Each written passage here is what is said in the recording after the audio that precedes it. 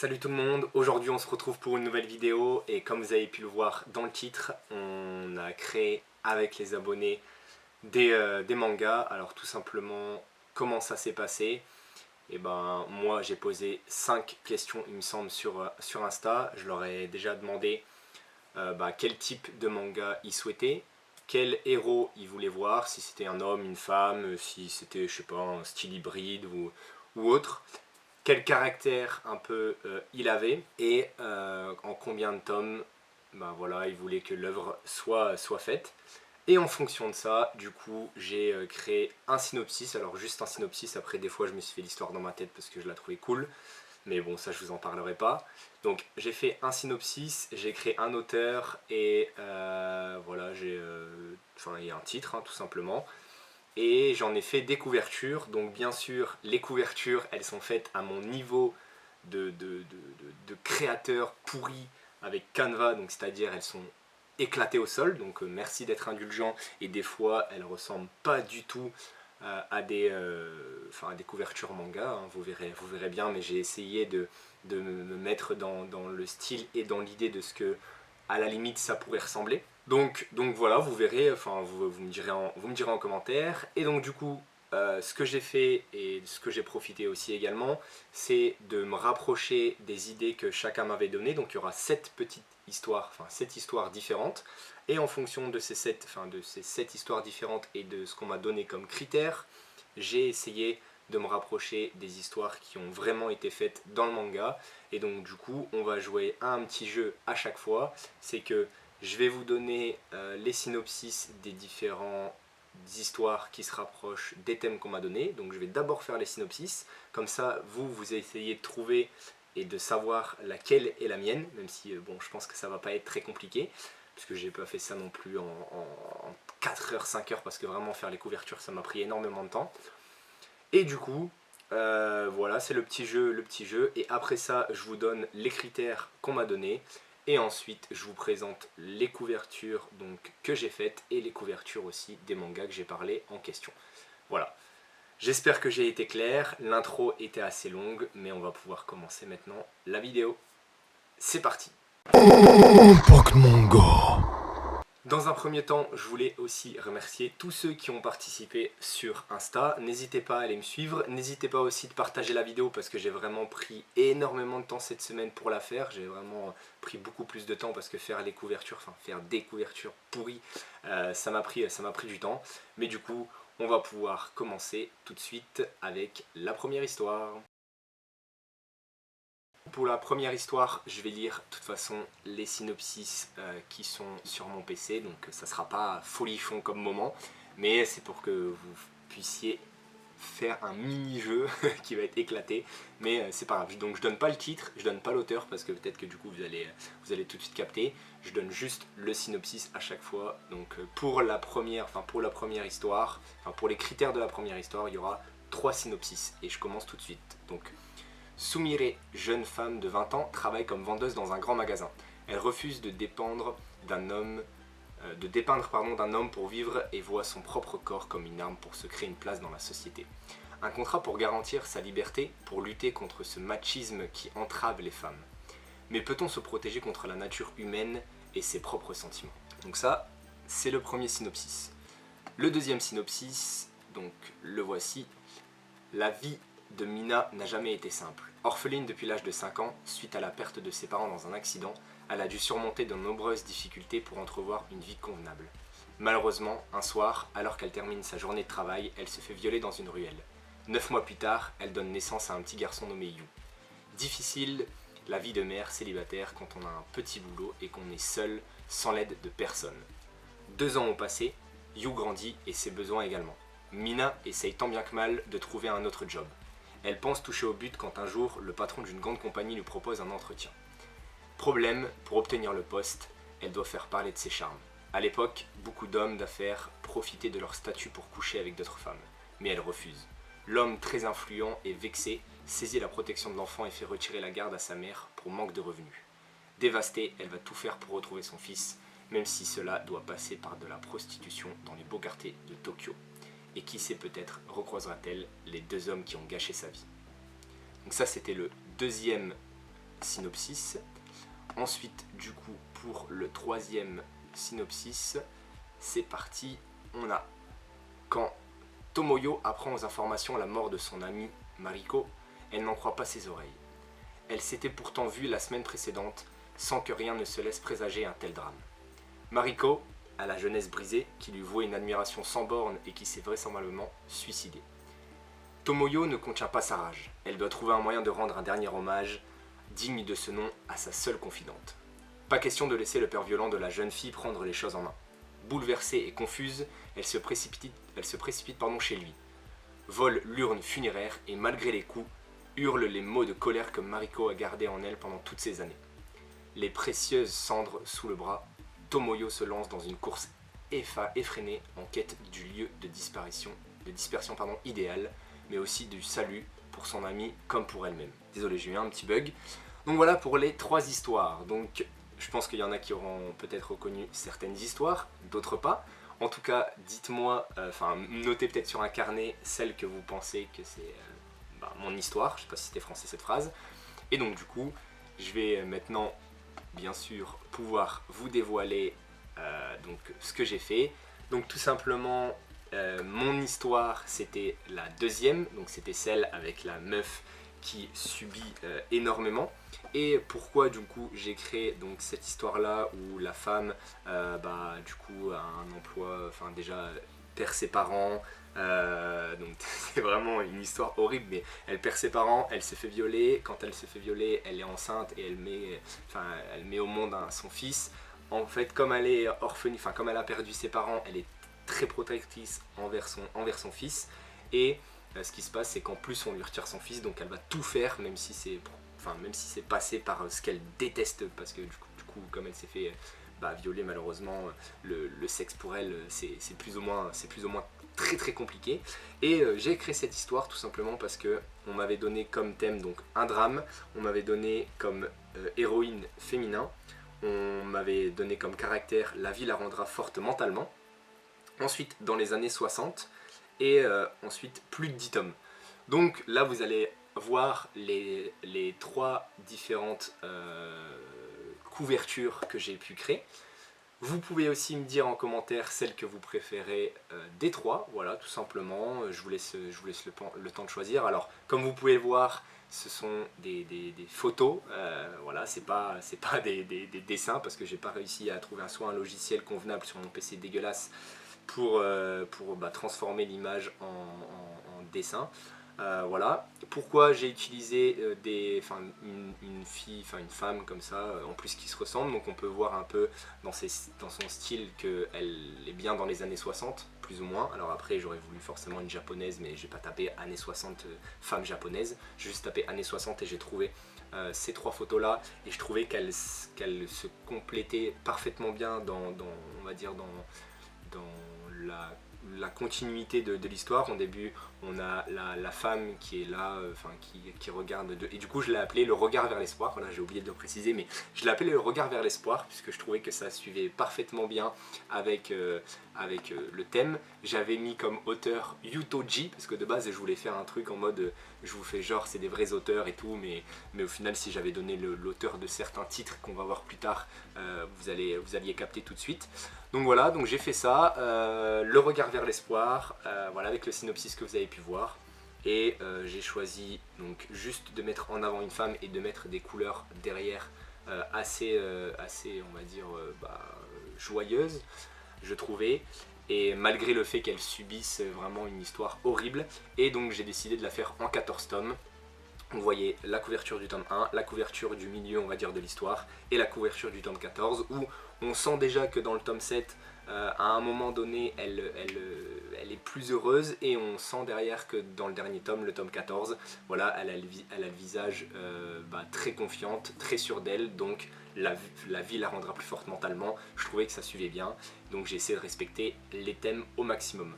Pour les 2 autres histoires, du coup, on avait Fleur du Mal, donc ça je vais pas m'attarder vraiment dessus, mais donc du coup on avait si je dis pas Fleur de l'ombre, pardon, donc vous voyez les couvertures, donc voilà, je m'attarde pas dessus. Si vous allez voir, voilà, apparemment c'est une très très bonne histoire. Et ensuite le 3e synopsis, c'était bien sûr pour ceux qui qui l'auront entendu. Donc Mariko, c'est My Broken Mariko, voilà, qui était un one-shot tout simplement sorti il n'y a pas très longtemps. Et apparemment c'est une très très bonne histoire également. Donc voilà pour la première histoire, c'était assez long, mais on va pouvoir passer à la deuxième. Pour la deuxième histoire, il y aura 4 synopsis, donc voilà, je vais vous les lire un par un, c'est parti. Dans un Japon dévasté par un mystérieux cataclysme, Maru et Kiruko, deux adolescents de génération post-catastrophe, tentent de survivre. Malgré la menace de monstres dévoreurs d'humains qui planent, ils ont un objectif, atteindre le paradis. Dans un immense jardin coupé du monde, un groupe d'enfants jouit d'une vie douce, protégés par des scientifiques. Le monde extérieur leur est inconnu, mais certains d'entre eux se questionnent. Qu'y a-t-il au-delà des murs de leur paradis? Ça c'est le premier synopsis. Ensuite, on a le deuxième synopsis. Le monde que nous connaissons n'est plus qu'un lointain souvenir. Sur les ruines de la civilisation, des monstres sont apparus. Une fois abattus, ils libèrent des gemmes de pouvoir. Tai-hun, un ancien agent des forces spéciales, se retrouve à faire équipe avec Woon-wook, un lycéen et joueur de baseball. Ensemble, ils n'ont qu'un objectif, récupérer le maximum de gemmes, de pouvoir possible pour augmenter leurs capacités et survivre. La quête des chasseurs a commencé. Donc ça c'était le deuxième synopsis, je vais arrêter de dire ça. Troisième synopsis, la population terrienne en constante augmentation épuise toujours plus les ressources de la planète. Seule solution pour éviter l'extinction, faire proliférer sur Mars l'unique forme de vie capable d'endurer son environnement et de le rendre habitable, le cafard. En 2599, la terraformation entre dans sa phase finale et les rampants doivent maintenant être exterminés. Au bord du vaisseau spatial Bugs 2, 15 jeunes gens venus des 4 coins du globe et génétiquement modifiés en vue de cette tâche s'apprêtent à atterrir sur Mars. Ils ignorent encore tout du sort de leurs prédécesseurs disparus en tentant de remplir la même mission. Et si la théorie de l'évolution ne s'appliquait pas qu'à l'homme? Donc ça c'est le troisième. Et le quatrième, on a du coup, lors d'une sortie scolaire à Fukushima, les élèves de la fac d'ingénierie d'Osaka tombent nez à nez sur une centrale encore mystérieusement en activité. Tout le monde est émerveillé de voir qu'il existe encore, dans cette ville fantôme, des humains capables d'utiliser cette technologie. Mais tout ne va pas se passer comme prévu. Une explosion est vite arrivée et tous les étudiants voient vite leur destin basculer. Mais l'explosion ne touche pas simplement la ville de Fukushima. La détonation est tellement forte que c'est tout le Japon qui est ravagé. Quel impact cela a-t-il pu avoir? Que reste-t-il des villes et villages après cette catastrophe?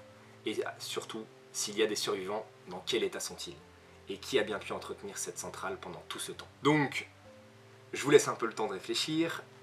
Voilà, notez bien qu'est-ce que vous pensez que c'est. C'est très bizarre comme phrase, ça. Il faut que j'hésite de dire ça, mais quelle histoire vous pensez que j'ai créée? Voilà, tout simplement. Quel synopsis n'est pas le bon? Quel synopsis est l'intrus, le faux? Du coup, je vous révèle ça tout de suite. C'est le dernier. Voilà, le dernier que j'ai surnommé, que j'ai donné comme titre The Hunt. Voilà, auteur Jintaro Fukuda. Le mec jusqu'au bout sort des gros mythos. Et donc du coup, on m'avait donné comme style de manga SF post-apocalyptique. On m'avait donné comme héros humain monstre chelou. Voilà, on m'avait donné, parce que c'est un pote qui m'a écrit ça, mais plutôt BG comme toi, mais bon, il est con. Et ensuite, il a mis pas trop débrouillard, et plus ça avance, mieux il gère le bail. Et ensuite, actuel, et en nombre de tomes, on va donner de 1 à 10, enfin entre 1 et 10. Donc du coup là vous allez pouvoir voir les petites couvertures que j'ai créées. Alors pour le coup celles-ci j'en suis un peu fier parce que je trouve qu'elles sont vraiment stylées, elles font très shonen. Et en plus j'avais écrit à la fin du synopsis, c'est dans ce shonen en 9 tomes que vous découvrirez toutes les réponses à ces questions. Donc voilà, j'ai pris un peu du plaisir quand même à faire ça. Et du coup on peut voir la couverture du tome 1 et l'histoire se terminerait en 9 tomes. Voilà, donc The Hunt. Je sais pas pourquoi j'ai mis du vert, mais en fait j'ai mis du vert parce que le personnage que j'ai trouvé, pas que j'ai créé parce que je l'ai pas créé, mais que j'ai trouvé, donc c'est un petit, je sais pas, on va dire une sorte de mutant dinosaure, mi-homme, mi-dinosaure, avec de enfin, il est formé d'arbres, donc voilà, de branches, et donc du coup j'ai mis du vert pour ça. The Hunt parce que bah en gros on m'a mis monstre chelou, donc je voyais un peu ça en mode une grande chasse aux monstres, et le héros bah justement petit à petit il va développer ses pouvoirs, et c'est pour ça que dans le tome 9, donc dans le dernier tome, on le voit vraiment beaucoup plus gros, avec vraiment un bras, je sais pas si on peut le dire arborisé, mais très, enfin, qui a l'air très très puissant.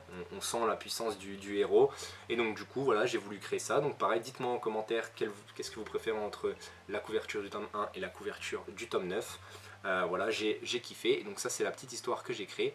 Et pour du coup les 3 autres histoires, on avait tout simplement donc Terraform Mars pour l'histoire avec les cafards, voilà, qui est terminé il me semble, hein, au Japon. Je vais pas dire de conneries, mais on va regarder ça tout de suite. 22 volumes en cours, non c'est toujours pas terminé, donc il y a 22 volumes. Je vous mettrai aussi les couvertures de quelques-uns des tomes, pardon. Ensuite on a le premier chasseur, donc ça c'est un webtoon, voilà, mais je l'ai trouvé, je trouvais que ça allait bien avec le fait qu'on m'avait donné comme thème monstre et post-apo en plus, donc ça suivait bien. Et ensuite le premier c'était Journey Beyond Heaven, voilà, qui est 7 tomes en cours au Japon et qui a 6 tomes en France, et édité chez Pika. Et voilà, et je vous mets aussi également quelques petites, enfin la couverture du tome 1 et la couverture du tome 6. Voilà, dites-moi en commentaire quelle histoire vous avez préférée, si vous avez kiffé aussi mon histoire. Voilà, en commentaire, je veux plein de commentaires, je veux plein de partages, parce que je me suis cassé la tête et j'ai trop kiffé en plus quand même faire ça, même si des fois ça m'a pris un temps de ouf. Mais du coup, voilà, on va partir sur la 3e histoire. 3e histoire. Alors là, je vais pouvoir éventuellement vous donner les thèmes qu'on m'avait donnés. On m'avait donné du coup le thème du sport, on m'avait donné comme héroïne féminin, on m'avait donné comme caractère pour l'héroïne forte, joyeuse, marrante. La période c'était actuelle, j'avais oublié de préciser qu'il y avait aussi la période, donc période actuelle, et plus de 10 tomes. Donc du coup, je vous donne les synopsis et après je vous dévoile lequel est le bon et lesquels sont les bons, lequel est faux. Il y a 3 synopsis, on commence tout de suite. Tyra Prince Campbell a un rêve, devenir la première femme aux Jeux Olympiques à gagner le 100 mètres, le 200 mètres, le 110 mètres haies, le relais 4x100, le 400, le relais 4x400, le 800 et le 1500 mètres, dans une même Olympiade. Elle, qu'on surnomme The Princess, est une surdouée, surtout pour les courses de vitesse. À 16 ans, elle est devenue la plus jeune championne de son pays, la Jamaïque, en 100 et 200 mètres. Mais qu'en est-il des autres épreuves ? Si elle veut atteindre ce qu'elle s'est fixé, elle va devoir travailler dur, très dur. Elle n'est pas au bout de ses peines. Sa bonne humeur, sa joie de vivre et tout impayé derrière elle vont l'aider dans sa quête de gloire. Donc ça, c'est le premier synopsis. Ensuite, on a 2e synopsis. Depuis la mort de ses parents, Miyuki Umino élève seule ses frères et sœurs. Un beau jour, elle reçoit la visite de 2 yakuza qui lui demandent le remboursement d'une dette de 250 millions de yens contractée par son frère aîné, dont elle est sans nouvelles. Pour échapper à la prostitution, elle quitte le lycée et décide d'entamer une carrière de joueuse de tennis professionnelle. Douée dans cette discipline, elle a déjà remporté de nombreux prix, cependant maintenant elle doit exceller et remporter les plus grands championnats afin de rembourser rapidement son créancier qui préférerait la voir sur un trottoir. Donc ça, c'est le 2e synopsis. Ensuite, pour le 3e synopsis.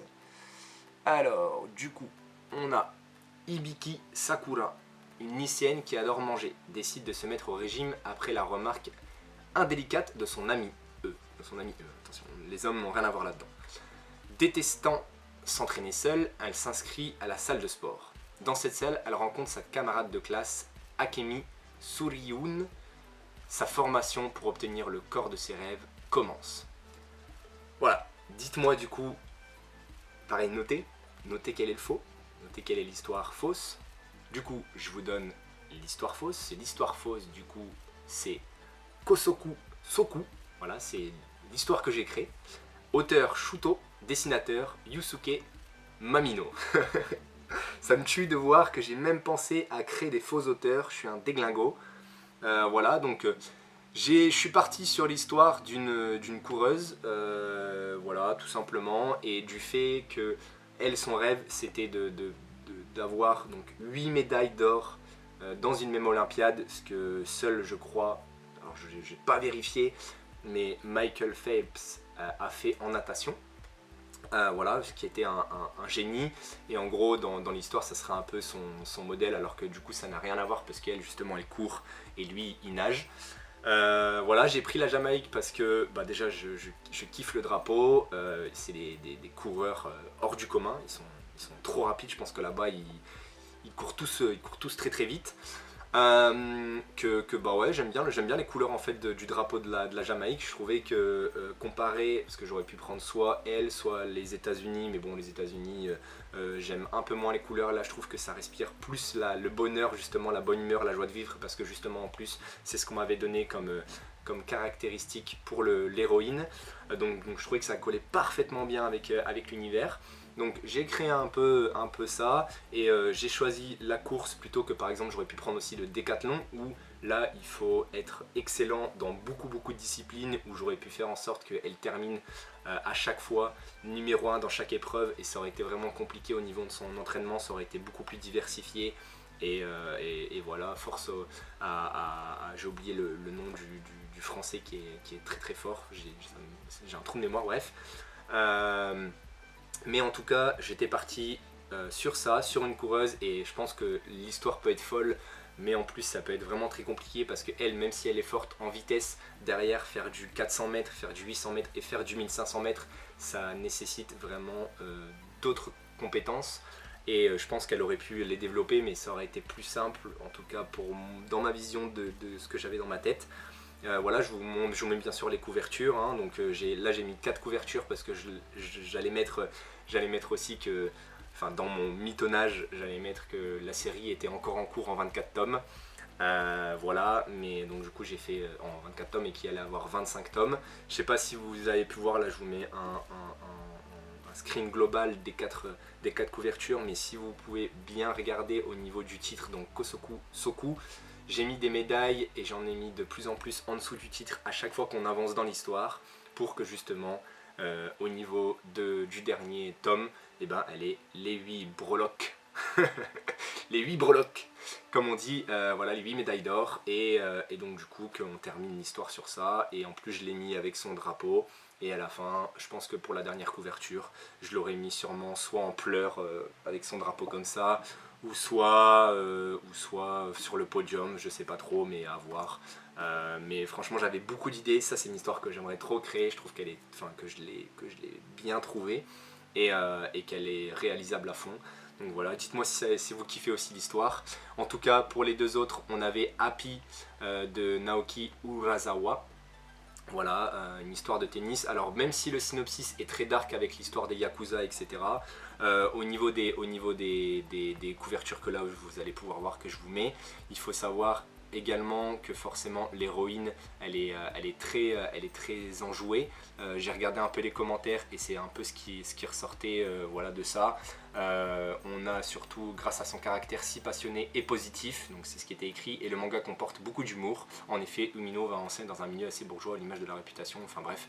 Et donc du coup, il y avait un petit côté comique, et donc du coup c'est pour ça que j'ai choisi Happy. Et ensuite on avait Dumbbell, combien peux-tu soulever, comme titre qui va bientôt sortir là chez Meijen. Il y a actuellement 14 tomes en cours au Japon, et là il va y avoir un enchaînement normalement s'il n'y a pas de retard chez Meijen. Et voilà, ça parle de bodybuilding, et c'est écrit donc les points forts de la série, je vous précise ça juste, avec ses personnages attachants et son concept simple et efficace. Dumbbell, combien tu peux soulever, est une véritable initiation au fitness, chaque chapitre étant généralement axé autour d'un exercice physique précis. Le trait de l'auteur met particulièrement en valeur les silhouettes sexy de Hibiki et de ses amis, tout en accentuant en soi les groupes musculaires lorsqu'il est question de détailler les bénéfices qu'on peut apporter chaque entraînement. Voilà, c'est très rapide. On passe à la 4e histoire. Pour la 4e histoire, il y aura 2 synopsis. Pourquoi je parle comme ça? Vous allez voir en rapport avec les thèmes qu'on m'avait donnés. On commence tout de suite. Dans un petit village d'à peine 500 habitants, là où habituellement il ne se passe rien, le maire est assassiné. Stupeur pour les habitants, mais à la fois engouement. Certes, il y a un mort, mais pour une fois, il se passe quelque chose qui sort de l'ordinaire. Tout le monde va essayer de mettre son grain de sel dans l'affaire. Tout le monde va jouer à débusquer le meurtrier. Les 2 enfants du maire vont vite être les premiers suspects dans cette affaire. Georges, 37 ans, et Carole, 33 ans, vont devoir prouver leur innocence. Ils ne s'aiment pas. L'un souffre de maladie mentale et l'autre ne parle plus depuis la mort de leur mère il y a maintenant 2 ans de cela. Que peuvent-ils bien cacher? Ce drame des années 2000 est tiré d'une histoire vraie. L'ombre cache toujours un mystère et vous découvrirez pourquoi en lisant ce titre sombre. Donc ça c'est le premier synopsis. Je continue avec cette voix grave. Le deuxième synopsis. Senri est l'unique, ou Senri, je pense que c'est mieux Senri. Senri est l'unique rescapé d'un massacre qui a emporté toute sa famille. À 5 ans, il a été retrouvé seul au milieu des cadavres de ses parents assassinés. Kazuto, son jumeau, a quant à lui été kidnappé puis tué. Depuis, le meurtrier reste introuvable. 13 ans plus tard, la colère de Senri ne s'est toujours pas apaisée. Et pour cause, Kazuto et lui étaient plus que des frères. Douleur, peur, les émotions de l'un étaient ressenties par l'autre, parfois accompagnées de visions pendant les pics d'angoisse. Senri a donc vécu le calvaire de son jumeau comme si c'était le sien. Son seul indice pour retrouver l'assassin, des cicatrices sur le bras du coupable, entreaperçues à travers les yeux de Kazuto. Alors, le jour où il voit par miracle à la télé un homme avec les mêmes stigmates, son sang ne fait qu'un tour.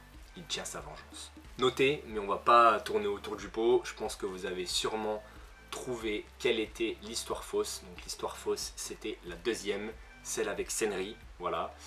Histoire que j'ai créée voilà, autour d'un mystère. Je vous donne bien sûr les caractéristiques qu'on m'avait données. On m'avait donné drame, on m'avait donné femme ou homme, car pas de science-fiction, c'est la personnalité qui importera, très très intelligent et mystérieux, mais on les découvrira que vers la fin. Ensuite actuel ou 20 dernières années max, et on m'avait mis one shot. Voilà, j'ai créé un peu cette histoire. C'est faux, voilà. Senri, c'était l'histoire vraie, ça s'appelle Echo, voilà, tout simplement. C'est une histoire en 9 tomes au Japon, et en cours il y a actuellement 8 tomes, c'est un seinen et c'est chez Kyun. Voilà, je vous mets la couverture du tome 1, la couverture du tome 8 qui est paru récemment. Voilà, je trouvais l'histoire vraiment très intéressante de Echo, donc n'hésitez pas à aller voir. J'ai peut-être un peu bougé la caméra là en mettant un coup. N'hésitez pas à aller voir, franchement ça m'a chauffé, j'hésite à le mettre aussi dans mes envies, enfin je vais le mettre sûrement dans mes envies, mais ça me tente énormément. Voilà, et c'est tout. Pour moi, j'ai donc choisi L'ombre cache toujours un mystère comme titre. L'auteur c'était Ryo Watanabe. J'aime bien vous donner quand même les auteurs que j'avais pu créer dans ma tête. Ça se trouve ils existent, hein, les mecs. Le gars va se dire mais non, j'ai jamais fait ça moi. Moi je fais pas des trucs mystérieux. Moi je fais du merde, j'ai oublié le nom. Je fais du truc porno là, de merde là. Bref. Passons. Mais du coup, c'était l'histoire que j'avais créée, donc avec les 500 habitants, le meurtre du maire, avec le Georges 37 ans et la Carole 33 ans là. Et en plus, je vous montre un peu les couvertures. Alors, les deux couvertures, voilà, vous pouvez les voir. Moi, je préfère celle avec le petit côté, enfin, la teinte violette. Je trouvais que ça faisait encore plus mystérieux. Et voilà, dites-moi laquelle vous préférez des deux. Dites-moi aussi si vous la trouvez cool. Je la trouve plus ou moins cool, sachant que j'ai pu trouver entre guillemets des dessins. Là, donc là, ça se rapproche un peu plus, même si ça fait quand même plus BD que manga. Mais voilà, je pense que je voyais ça comme un petit seinen, donc un petit one shot où on a une histoire un peu étrange, où on pense que le mec il a une maladie mentale et que l'autre fille aussi elle parle plus, donc elle est teubée, et donc du coup comme on va être très très intelligent et mystérieux et on va découvrir ça à la fin, et ben je voyais un peu ça comme ça, donc je devais leur créer des fausses pistes en mode le mec n'est pas fou, voilà, mais l'histoire je la voyais bien dans ma tête en tout cas. Et donc du coup j'ai créé cette histoire. C'était très compliqué aussi de trouver quelque chose qui se rapprochait, mais avec Echo je trouve que ça marche plutôt bien, j'ai trouvé que ça. Et donc voilà, j'ai bien kiffé. Ça a été compliqué quand même de trouver un peu une histoire et de surtout trouver des couvertures pour cette histoire là, mais je trouvais tout allait bien ensemble, drame, etc. Donc merci. Voilà, et on va passer à l'histoire suivante. C'est parti, pour l'histoire d'après. On a 2 synopsis encore cette fois, puisque là le thème était très compliqué, même j'ai pas trop respecté pour un des deux. Donc vous verrez ça. Je commence avec le premier synopsis. Dark Schneider est le plus puissant sorcier des forces du mal. Mais un sortilège l'a transformé en un inoffensif gamin. Seul le baiser d'une jeune fille peut lui rendre ses pouvoirs et l'obliger à défendre le royaume de Metallica. Projeté dans les enfers, Dark Schneider est confronté à Satan lui-même. Mais ses pouvoirs ne sont rien comparés à ceux des démons. Pourtant, ces derniers ont besoin de lui. Pour quelle raison ? Serait-il un élément clé qui lui permettrait au prince des ténèbres de renverser Dieu et de régner sur l'univers ? C'est tout cela Bastard. Le deuxième synopsis, donc, être mi-homme, mi-dieu, Phoebus n'a d'égal que sa beauté. Dans un monde sans foi ni loi, où destruction, meurtre et abus ne cessent, difficile d'y faire sa place. Pourtant, certains ont la capacité de créer, à travers le mal qu'ils subissent, une sorte de force d'esprit qu'on appelle Yugor. Notre demi-dieu va prendre conscience de cette force qui l'habite et tout faire pour redorer le blason de la famille et mettre un terme aux décadences de l'empire dans lequel il vit. Voilà, dites-moi lequel des deux est le bon, lequel des deux est le faux. Là, on peut peut-être avoir un petit doute. Je vous dévoile ça maintenant. L'histoire fausse, c'est la deuxième. Voilà, donc Phoebus, c'est le titre de l'histoire. Auteur Kintaro Musashi. Je vous mets les petites couvertures. Pareil, là j'ai mis des teintes de couleurs avec, pour le tome 1, comme vous pouvez voir, un être qui est vraiment renfermé sur lui-même, puisque on m'avait donné comme réponse donc, un style fantastique dark fantasy, masculin, jeune, voire très jeune, encore mineur. Ensuite, bien faible, il se ferait bien tabasser par les autres. Alors ça, je me suis dit, qu'est-ce qui se passe dans la tête de la personne qui m'a donné ça, elle se reconnaîtra. Pourquoi pas une période assez ancienne, pas trop quand même, et entre 1 à 10 tomes, on veut pas d'histoire à rallonge ici. Ça aussi, ça m'a fait rire. Donc j'ai choisi de faire l'histoire en 7 tomes, donc la couverture du tome 1 où on a un jeune garçon recroquevillé sur lui-même. Voilà, je voulais mettre des personnes autour de lui en mode, en gros c'est une grosse victime, mais j'ai pas de talent pour ça. Déjà on voit que c'est une photo donc c'est un peu nul. J'ai choisi Phoebus puisque je voyais ça dans l'univers un peu la romantique, voilà, la romantique tout simplement parce que Phoebus c'est en fait c'est le dieu de la beauté mais chez les Romains si je vous dis pas de conneries. J'ai un peu vérifié, hein, j'ai des sources mais je me souviens plus, le mec est fou.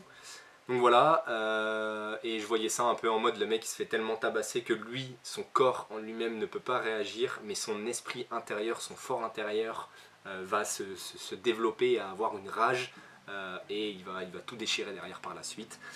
Voilà, donc c'est pour ça que je l'avais appelé Yugor. Je sais plus ce que ça voulait dire, je crois qu'en latin, justement ça voulait dire genre force, un truc comme ça. Enfin ça se rapprochait de force, hein. Il y avait plusieurs termes en latin pour force, mais celui-là était une variante de je sais plus quel terme et je trouvais ça cool. Donc voilà, et je l'ai un peu changé, je crois que je l'avais un peu modifié. Parce que de base c'était Ouigor et moi j'ai mis Yugor, je trouvais que ça sonnait mieux.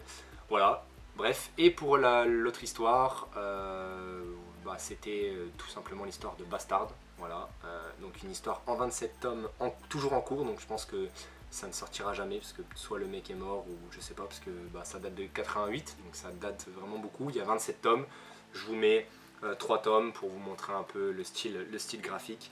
C'est assez vieux, hein, donc c'est normal que ça plaise pas à tout le monde. Apparemment c'est pas une histoire de ouf parce que quand je vois les notes là sur Manga News ça a pas l'air fou.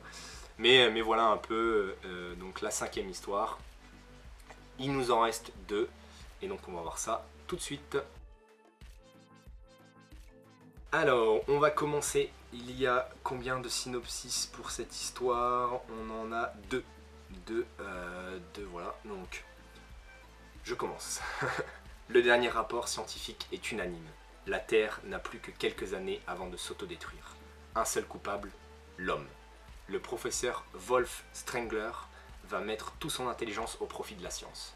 Il va donc créer un appareil lui permettant de voyager à travers les différentes époques, en ayant la possibilité d'interagir avec les personnes qui l'entourent. Il doit donc trouver là où l'homme a fauté, là où l'homme a peut-être trouvé trop vite, trop tôt, la solution à certains problèmes. Y parviendra-t-il? Waouh! L'homme est une menace qui est difficile à contrer.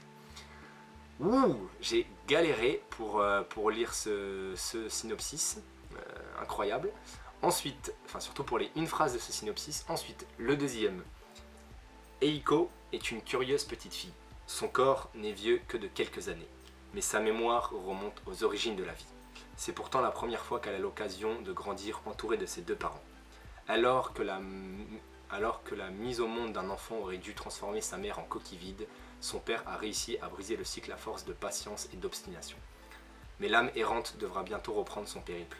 Malgré tous ses souvenirs, il lui reste bien des choses à découvrir, et des personnes avec des aptitudes tout aussi étranges que les siennes à retrouver. Jusqu'où les rêveries d'Emanon la mèneront-elles?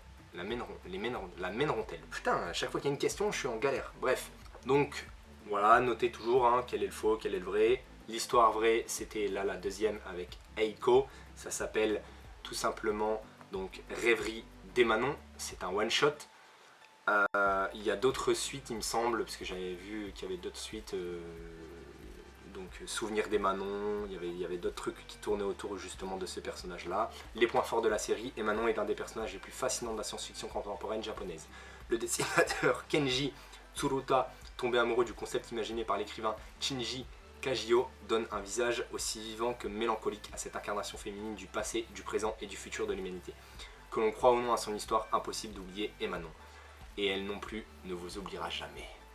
Donc voilà, c'était assez bien noté. Et ce qui est assez marrant, donc, c'est que les critères qu'on m'avait donnés étaient donc voyage dans le temps. On m'avait donné intelligence artificielle comme héros ou héroïne. Je trouvais ça trop stylé. Dans le présent, donc l'époque, et un big one shot. Et donc ça, c'était un one shot. Bien sûr, c'est pas une intelligence artificielle, mais on a un voyage dans le temps avec Emanon. Et moi, c'est pour ça que j'ai créé ça. J'ai créé donc un professeur qui peut créer une intelligence voilà, qui permet de voyager à travers le temps et qui lui permet d'interagir pour justement peut-être ralentir l'évolution de l'homme.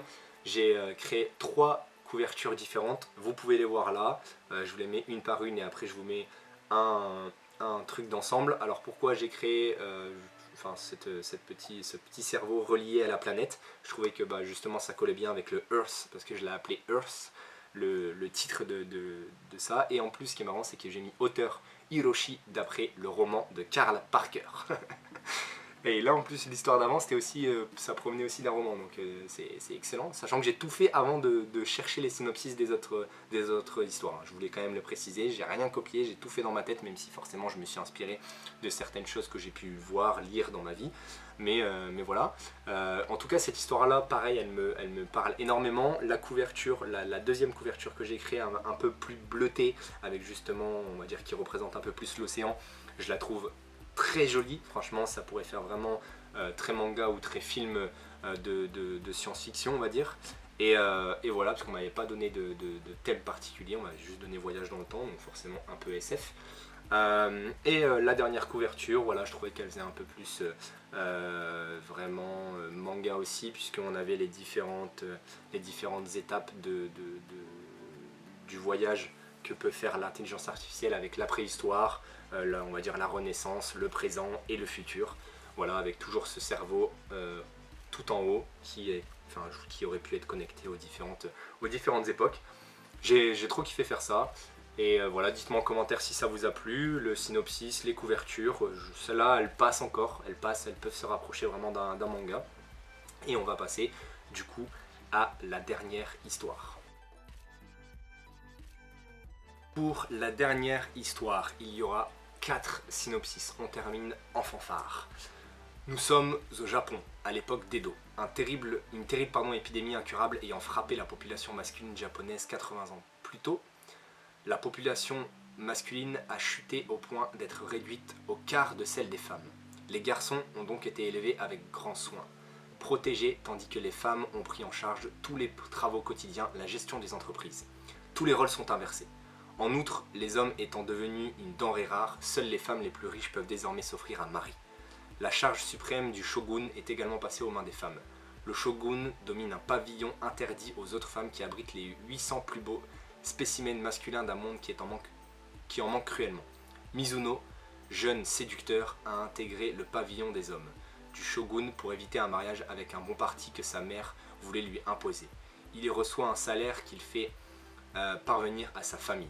C'est les larmes plein les yeux, Konobu, son ami d'enfance et amour secret, l'a laissé partir. Une hiérarchie complexe divise les hommes du pavillon en différentes catégories. Mizuno, entré dans la classe la plus basse, va réussir à grimper les échelons de par sa force inhabituelle dans une population masculine globalement surprotégée. Toutefois, la supériorité au sabre de Mizuno notamment, si elle lui permet de se faire remarquer par le nouveau shogun, lui attire également des inimitiés dans cet univers clos rongé par l'orgueil. Deuxième synopsis. En 1732, une maladie d'origine inconnue balaye toute l'Europe. Zach, fils d'un père artisan et d'une mère venant du futur, entame son périple à la recherche des responsables de cette épidémie. Accompagné de son chien Mug, il va traverser tout le continent en quête d'indices. Bien sûr, il n'est pas le seul à vouloir trouver l'origine du problème. La société Fizz Industries, en l'occurrence. Elle est le fer de lance des nouvelles technologies. Une enquête qui mixe parfaitement vieille époque et SF mystérieuse. À lire absolument. Le troisième synopsis. Hop là.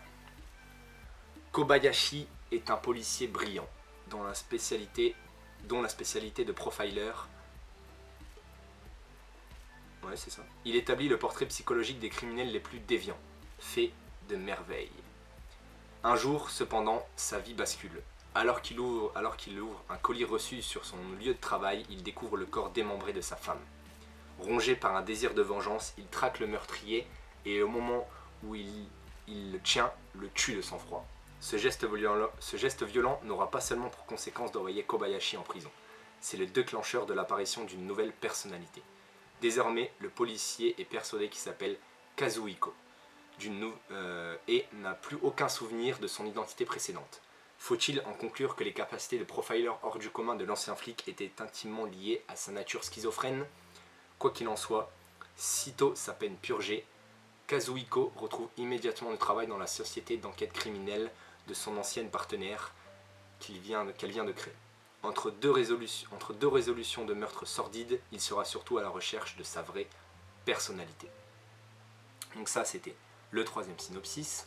Le quatrième synopsis, dans un Japon ravagé par une étrange épidémie transformant les humains en monstrueuses créatures alliant ailés assoiffés de sang, Kuro protège la petite Toki. Le jeune prisonnier cherche à expier sa part de responsabilité dans la disparition de sa propre sœur, une tragique affaire qui semble liée à son statut de criminel. Toki, qui présente toutes les caractéristiques de la mutation qu'entraîne la maladie, pattes et ailes d'oiseau, a pourtant mystérieusement conservé sa conscience humaine.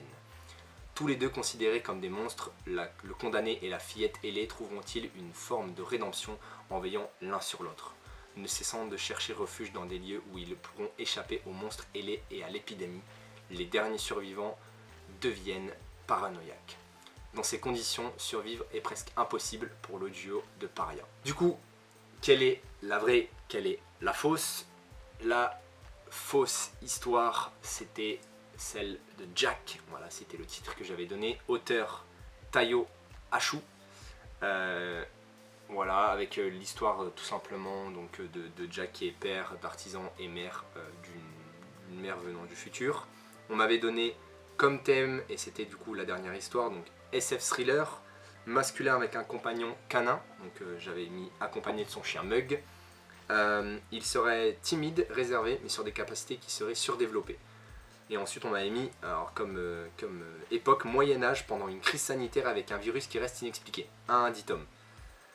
Très compliqué, voilà, j'ai quand même fait deux couvertures, donc couverture du tome 1, couverture du tome S, parce qu'on m'avait dit voir plus si j'ai du succès, entre parenthèses. Hein.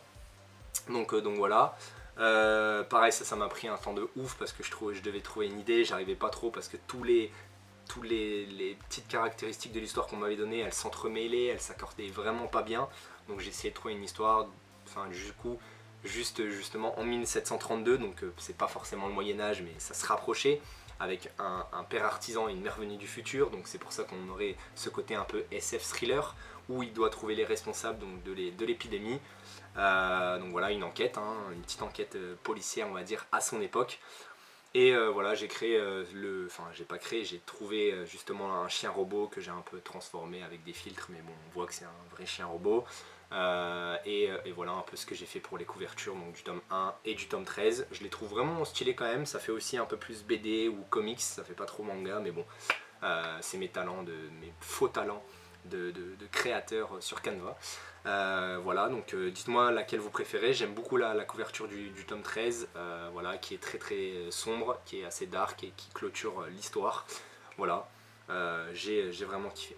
Ensuite, du coup, pour les autres histoires, on avait Shinotori, donc ça c'était celui avec les ailes et qui protégeait la petite Toki. Voilà, une histoire en 3 tomes. Il y a eu un intégral qui est sorti récemment, je crois qu'il y a même pas 6 mois ou un truc comme ça, enfin en tout cas qui était sorti pour Noël. C'est édité donc chez Kazemanga, c'est un seinen et c'est une histoire assez courte qui est plutôt bien notée. Ensuite, ça me faisait rire j'ai pris le thème aussi de l'épidémie et du coup de voir qu'il y a une terrible épidémie qui a tué beaucoup de population masculine avec le titre Le pavillon des hommes. Histoire que j'ai trop envie de lire, donc terminé en 19 tomes au Japon et 18 tomes en cours, c'est chez Kana, donc c'est Big Kana, et franchement j'ai trop envie de lire cette histoire, elle m'a trop tenté, justement je trouve ça trop cool qu'on m'ait donné des thèmes que j'ai essayé de rechercher par moi-même, des histoires que je ne connaissais pas, et là pour le coup bah, ça a vraiment fait un bon coup de cœur dans le synopsis, avec justement toutes les cartes qui ont été redistribuées, où c'est les femmes qui dominent, les hommes qui sont un peu qui sont vraiment là et qui sont surprotégés, qu'on paye pour justement avoir un homme, c'est les femmes qui payent pour avoir un homme, enfin bref, ce mélange là, je trouve que l'histoire elle est trop bien trouvée, vraiment bravo à Yoshinaga Fumi, voilà franchement, gros belle histoire je pense, j'ai trop envie de la lire franchement, Le pavillon des hommes, je vous mets les couvertures, ça me tente de ouf. Voilà, merci à lui. Et la première histoire, donc avec le policier qui devient un peu fou, qui tue justement celui qui a tué sa femme et qui donc a un trouble de la personnalité et qui change complètement de personnalité, c'est MDP Psycho, c'est terminé en 24 tomes et il y a 24 tomes en France qui sont introuvables quasiment puisque la série a été arrêtée. C'était sorti chez Pika. Voilà, c'est très difficile à trouver et enfin voilà, et donc du coup c'est très cher c'est très cher, mais si vous pouvez les trouver 24 tomes, bah, tant mieux pour vous. Une histoire que j'ai envie de lire, qui est plutôt bien notée et qui me parle aussi énormément avec ce trouble de la personnalité, ce petit thriller psychologique, suspense, policier, enfin bref il y a un peu de tout. Il n'y a pas forcément de SF, mais bon j'ai essayé de trouver un thriller, donc j'ai tapé thriller et j'ai trouvé ça. Il n'est pas forcément accompagné aussi d'un chien, mais des histoires hein, où il y a un mec accompagné d'un chien, c'est très rare. Voilà, donc voilà un peu les histoires que j'ai pu créer. Pareil, je vous ai mis là quelques petites couvertures. Et donc du coup on a terminé avec les 7 histoires. Donc voilà, on va passer à la conclusion de la vidéo. Alors voilà, c'est terminé, j'espère en tout cas que ça vous a plu, ça m'a pris énormément de temps, vraiment, je sais pas combien de temps j'ai pu passer sur ça, mais j'ai vraiment réellement kiffé faire ça, même si bon, les couvertures que j'ai créées, elles font pas forcément manga, mais pour le coup, je trouve qu'il y en a qui passent plutôt bien. Dites-moi celle que vous avez préférée, dites-moi aussi l'histoire que vous avez préférée, que ça soit ma création ou pas ma création, parce que ça se trouve les miennes sont flinguées comparées à celles des vrais mangaka qui ont pu créer des putains d'histoires. Moi en tout cas de mes histoires que j'ai pu créer, j'ai bien aimé la première où on a la fille qui vit drame sur drame, en mode elle se fait violer, elle perd son gosse, enfin elle perd ses parents et tout.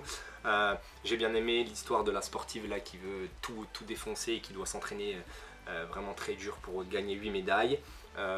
J'ai plutôt bien aussi kiffé le truc avec le voyage dans le temps. Enfin bref, les histoires que j'ai écrites sont plutôt pas mal. Sinon en termes de couverture, j'ai préféré quand même, je pense, The Hunt. The Hunt c'était pas mal, et aussi Earth avec avec voilà, les couvertures sur la Terre, enfin le cerveau relié à la Terre. Et sinon, pour les histoires que j'ai pu trouver, bah vraiment le pavillon des hommes, c'est un petit coup de cœur que j'ai vraiment envie de lire. Et Cause aussi, que je ne connaissais pas. Pour le reste, je connaissais un petit peu, bon, Fleur de l'ombre, non, je connaissais pas, mais voilà. Et donc du coup, merci à tous d'avoir participé. En tout cas, essayez pareil de partager la vidéo, de mettre des pouces bleus, des commentaires à foison. Merci beaucoup à tout le monde, comme je dis, je le répète, mais ça m'a pris énormément de temps, mais j'ai trop kiffé sortir ça. Voilà, j'espère que ça vous a plu aussi parce que c'était un peu particulier vu que je faisais beaucoup lire. Je faisais quand même beaucoup lire, donc c'est un peu spécial comme vidéo. Mais dites-moi si vous voulez un épisode 2. Moi en tout cas j'aimerais bien, même si ça a été très long. Peut-être que j'essaierai de m'associer à des personnes qui font des vraies couvertures. J'ai essayé de demander sur Insta à des personnes, malheureusement j'ai pas eu de réponse. J'espère en avoir pour s'il y a une deuxième vidéo sur ce thème là, bah voilà, peut-être qu'on aura des réponses et pour qu'on pourra faire des trucs de folie. Voilà, merci en tout cas à tout le monde. Moi je vous dis à bientôt pour une prochaine vidéo. Salut!